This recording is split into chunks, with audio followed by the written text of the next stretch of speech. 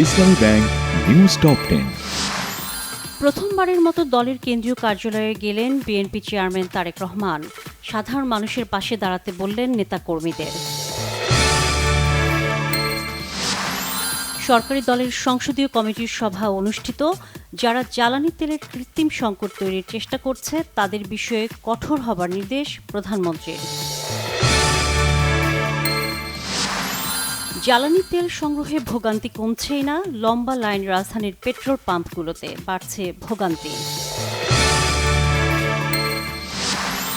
ডিপোগুলো থেকে তেল সরবরাহে অনিয়ম ও পাম্প মালিকদের সিন্ডিকেটের কারণে কৃত্রিম সংকট দেখা দিয়েছে, মনে করেন বিদ্যুৎ ও জ্বালানি মন্ত্রী ইকবাল হাসান মাহমুদ।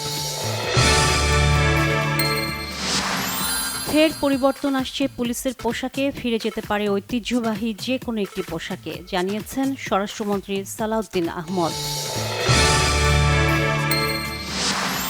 সংবিধান সংস্কার পরিষদ ও গণভোটের রায় মানছে না সরকার, অভিযোগ জাতীয় নাগরিক পার্টির আহ্বায়ক ও বিরোধী দলীয় চিফ হুইপ নাহিদ ইসলামের। ৭১-এর সাথে ২৪কে মিলিয়ে ফেললে দেশের জন্য বড় বিপর্যয়ের কারণ হবে, মন্তব্য মুক্তিযুদ্ধ বিষয়ক মন্ত্রীর।